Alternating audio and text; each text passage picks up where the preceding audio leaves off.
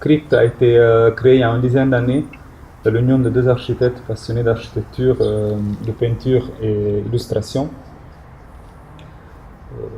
Nous avons choisi de travailler en indépendant assez vite. On n'a pas beaucoup travaillé dans nos agences après notre diplôme euh, pour essayer justement de faire en sorte que nos passions rentrent dans le vif de notre travail.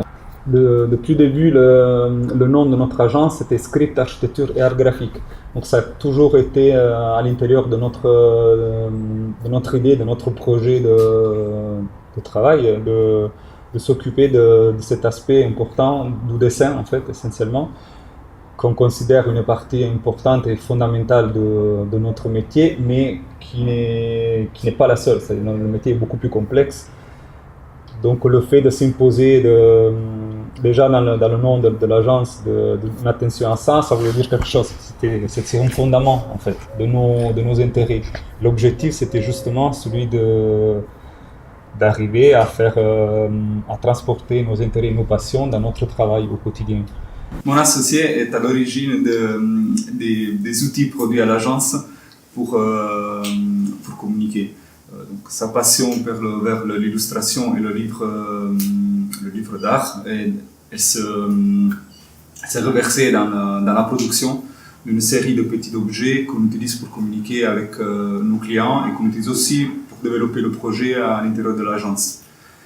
C'est des carnets en phase esquisse auxquels on donne un soin différent par rapport aux autres rendus. Il y a des livres maquettes qui racontent l'histoire du projet, qui sont souvent faits a posteriori. Il y a des petits livres, des books en fait, réalisés à la main. C'est on va dire une série d'objets, livres, qui sortent du monde du livre d'artiste et ils sont au service de nos projets. En fait. Ils se co-construisent ensemble avec le projet, presque comme si le livre se construit avec le projet et le projet émerge à travers le livre. C'est un dialogue entre cette forme de représentation et l'architecture qu'on est en train de réaliser ou qu'on a réalisé.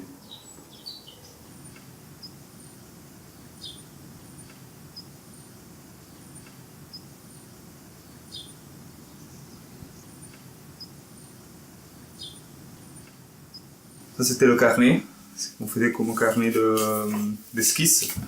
Donc c'est à partir d'une dimension A3, donc pour une sorte de simplicité, parce qu'on a l'imprimante A3, ça rend plutôt bien. Et donc c'est quelque chose c'est un petit livre en fait, un petit livre fait à la main où les pages sont collées et le rendu d'esquisse est assez épuré en fait. On n'a pas, sinon on a des plans, des photos de maquettes. En accompagnement de celui-là, il y a une maquette qui est assez épurée aussi en face esquisse. Ça c'est plutôt comme ça, je crois. Où on voit pas toutes les ouvertures. Par exemple, on a la position de la végétation qui était très importante dans ce projet. Et on a les ouvertures principales en fait. Le gros loriot au milieu qui après a été transformé, ce n'est plus comme ça. Cette morsure ici, c'est l'entrée et le passage. Et la maquette, elle est quasiment en volume, enfin une masse avec des évidés, on va dire. C'est pas, on voit pas les cloisonnements, c'est au centième, je crois même au 2 centièmes peut-être. Et en parallèle de cela, après on a le livre maquette, qui est quelque chose qui est fait après, parce que c'est la narration du projet. C'est ce que je te disais avant. Donc là on retrouve le volume de la maison du côté qui a été modifié. On n'a plus l'orée au milieu parce que ça a été quelque chose qui a changé pendant le projet. Et dans ce livre on retrouve vraiment la narration du projet. Enfin, on retrouve des éléments graphiques qui ont été produits pendant c'est la peinture qui a été réalisée à l'entrée par moi. On retrouve tous les choses qui ont été intéressantes pour le projet, pour l'avancement du projet, les façades aux différentes phases, l'évolution du projet, de l'esquisse jusqu'au chantier. Ça, c'est nos images qu'on avait produites, le calendrier, voilà, il y a plusieurs éléments. Tout technique aussi. Chantier. Voilà.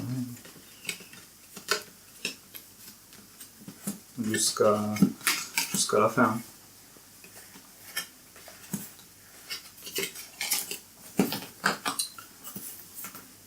J'ai toujours dessiné, je pense, de très jeune, donc c'est cultiver quelque chose en besoin, une envie de communiquer à travers le dessin.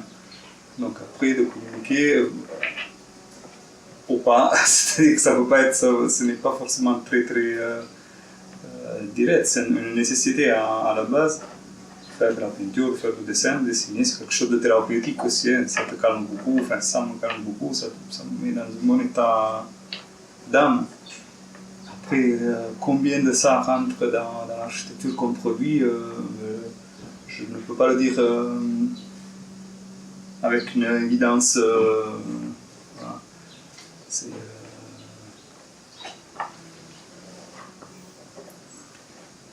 C'est-à-dire que je n'utilise pas, par exemple, la peinture pour représenter nos projets. Les projets qu'on fait à l'agence ne sont pas... Mais par contre, tout ce qui est fait l'exercice qui est pratiqué depuis des années sous la peinture, on le retrouve peut-être, l'exercice de la composition, hein, de l'équilibre, de la précision, de l'attention à la composition. Je pense qu'après on le retrouve effectivement dans la recherche de la composition d'architecture, du projet d'architecture. Ça c'est... mais parce que c'est quelque chose qui fait part de moi, et donc forcément ça ressort, c'est une attitude dans la manière de réfléchir. Et qui sont des dessins par exemple finis,